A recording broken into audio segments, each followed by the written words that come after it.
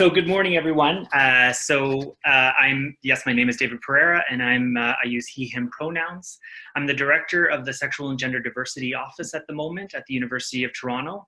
I'm also an instructor in the Sexual Diversity Studies program at the University of Toronto, an undergraduate and graduate program, graduate collaborative program.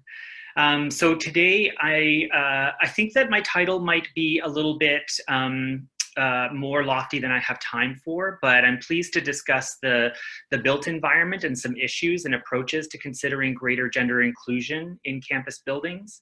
There are no shortage of spaces on campuses, as many of you know, whose use and development somehow implicate gender. So these might include change rooms and athletics facilities and staff facilities, student residence spaces and on-campus housing, potentially health and wellness spaces as well, just to name a few. But we have 12 or so minutes, so today's brief presentation will focus on washrooms on campus. And I think given the statistics that Michael offered and also some of the awareness that Tamira presented, washrooms are something to talk about. So I'm particularly going to be reflecting on a multi-year collaborative project at U of T, the University of Toronto, called the Washroom Inclusivity Project. And it spanned all three campuses at the University of Toronto from roughly 2013 to 2015. So I do want to offer a brief caveat that I was not in my current role when this project took place. And I'd like to highlight Dr. Allison Burgess, who is currently on parental leave from the SGDO, who was highly involved in steering this work. So though not involved myself, I've become quite familiar with the project, and also given my experience on campus, it's not unfamiliar for those reasons too. So before I move on to, let me see if I can move the slides. There we go. Before I move on to discussing specific parts of the project, I want to frame today's brief presentation around the opportunities that this project has provided. Building partnerships and collaborating with equity-related services across the three campuses was key to this project's success, and I think key to any washroom inclusivity project. To provide some context, the University of Toronto has a number of equity offices under the direction of the Vice President of Human Resources and Equity, and more recently under the Executive Director of Equity, Diversity and Inclusion. But this project also involved the Multi-Faith Center and Accessibility Services, which are under the Division of Student Life, who collaborated on the project. While it was wonderful to have all these partners, I want to stress that partnerships of all sorts can be leveraged to engage in a similar project on your campus. So you don't need to have all of these offices necessarily to execute and successfully execute a similar project. And I'll speak a little bit more in a moment about the additional offices and services likely to exist on all post-secondary campuses with whom we worked to ensure this project's success. Of course, a large part of doing this work has been to improve the experiences of students, staff, and faculty, as well as visitors to the university. We were able to articulate the need for accessible, inclusive washroom from a universal or inclusive design perspective. People requiring assistance from a personal care attendant, parents and caregivers with children, and many others who might feel comfortable in an all-gender space and who need specific facilities. So these are additional approaches and needs that this project kind of revealed through the collaborations that we had. So throughout the project, however, we did remain committed to foregrounding gender inclusion. And I think that's an important part of any washroom inclusivity project. So any washroom inclusivity strategy likely involves an inventory of existing washrooms on campus. And by engaging staff and students in this particular project who were volunteers, this in and of itself raised awareness of the need for inclusive washrooms on our three campuses. Additionally, the strategy at U of T involved discussing signage, developing online tools, for navigating the campus and its washroom offerings, creating educational materials to inform as well as address any concerns related to all gender spaces, and connecting with those who are likely on the front lines of receiving and handling these concerns, specifically campus facilities and caretaking staff, as well as campus security and police services. So on signage, there are no shortage of examples of washroom signage out there, some bad and some not so bad. you know, and there were many examples to consider. I mean, I think you can imagine those involved in the project taking photos of washroom signage wherever they could be found. But there was a need to discuss the following in terms of signage. So terminology, icons and symbols, wayfinding, and also like what and how much information is needed.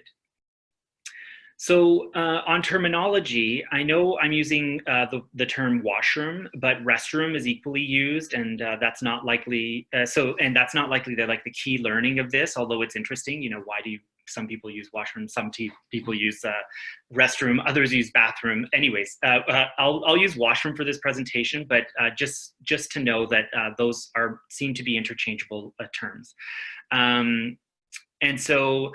I will offer what we have developed as recommended or best practices, but what you'll see in the following slides is that there is no hard or fast rule about which terminology, symbols, or language that is used. Our approach was to move away from reproducing the gender binary and move towards symbols, terminology, and icons that gestured to gender inclusion and user options. So, many terms are common: gender neutral washroom, universal washroom, inclusive washroom. Our project landed on the term all gender washroom, and it expresses the maximum inclusion while still foregrounding gender, because the reality is that gender remains, as we've seen in the statistics, the point of contention and also the point of stress for many trans non-binary students when it comes to the use, to who uses which bathroom. But when it comes to symbols, they're extremely important as these communicate more than gender alone. There are symbols, however, that despite intending to be inclusive, continue to reproduce the gender binary of male and female. And we can see some examples of those here. What we've moved towards is something that gets away from those gender symbols. So the SGDO recommends to its campus partners the use of all gender and symbols that communicate features about the facilities that can be found inside, as opposed to the acceptable genders of those who use them. So while the most common type of all gender washroom is a single user washroom that one enters and locks behind them, there also exist all gender multi-stall washrooms that have multiple stalls with toilets, urinals, and other facilities. So it's important to consider what a user is actually going to find in terms of facilities in the washroom, and to communicate those outside of the washroom. And this can provide some comfort and some clarity for those who might be entering the washroom. And this is especially true because we've got such a culture of knowing what we're going to find inside, because we've been using gendered washrooms or specific gendered washrooms for so long in society. In terms of finding space, finding these washroom options was an important part of this project, and mapping the hundreds of washrooms on all 3 campuses at the University of Toronto was a significant task. Layers to the campus map were added to support searches for specific washrooms. I've included the UTM map here because UTM, so University of Toronto Mississauga, has a robust offering of washrooms, as it has all gender multi-user washrooms. So by clicking or unclicking the options on the left of your screen and to the left of the map, a user can search for the washroom with the facilities they require. And additional information such as building name, floor, and room number, and details about the washroom can be obtained by clicking on the specific icons on the map. In the interest of time, I'll just mention here that we learned that it is important to inform people of the many reasons for all gender washrooms and how this helps an array of people. So this project was not just about serving trans and non-binary students. Of course, they were for, this population, given their concerns and experiences, were foregrounded in our development, but it was important to kind of collaborate with our partners to give the breadth of communities that this project would serve and the outcomes of this project would serve. So additionally, providing wayfinding in the educational signage meant we gestured to how we understood that people may want to use an alternative single user washroom, single gender washroom. specifically how users may want to use an alternative single gender washroom, so one that was not all gender, which kept with our messaging that trans and non-binary users should not be the ones always required to use single user washrooms, but instead that trans and non-binary individuals have the right to use whichever washroom best suits them. Additionally, in-person discussions with other groups, including, but not to point out here, like caretaking staff and their facilities managers, as well as campus security, was key, both to communicate the principles I mentioned above in terms of trans and non-binary users' rights, but also to share messaging around how to respond to the concerns that might come around in terms of who's using which bathroom, as well as individuals' own concerns about who's using which bathrooms. We wanted to take into account that those who would be receiving these concerns may have concerns themselves. So our focus in that messaging reframed concerns to inquire about the behaviors and less about the identities. So what is the concerning behavior that's being reported or that's being that's behind a complaint or concern versus whether the concern was about a concerning identity or who's using which bathroom. And that's been a helpful strategy for us in terms of dealing with a lot of complaints and issues. And also so that all of those don't necessarily always already come to the SGDO, but that we've created capacity within the services, the facilities services and security and police services to do education on that front line.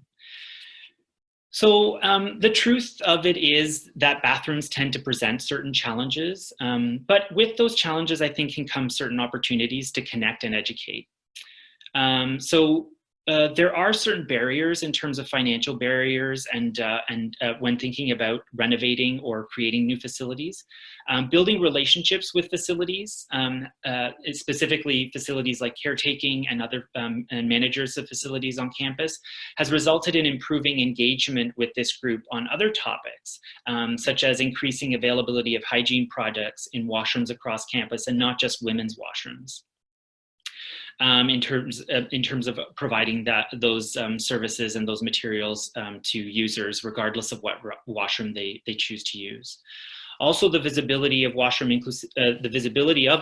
Inclusivity Project has left the SGDO as a go-to resource for those looking to consult on renovations, new constructions, and all gender washroom considerations. And that's been very helpful in terms of continuing the conversations on campus since the project concluded in 2015.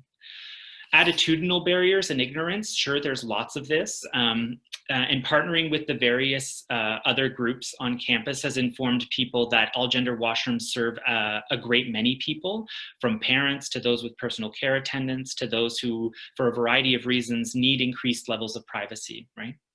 In terms of tensions with personal and religious beliefs, education and wayfinding has ensured that those who are not comfortable with sharing an all-gender washroom space understand there are other options for them.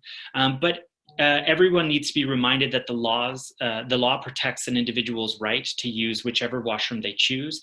And so single-user washrooms, in fact, may serve these individuals who have personal or religious beliefs as well.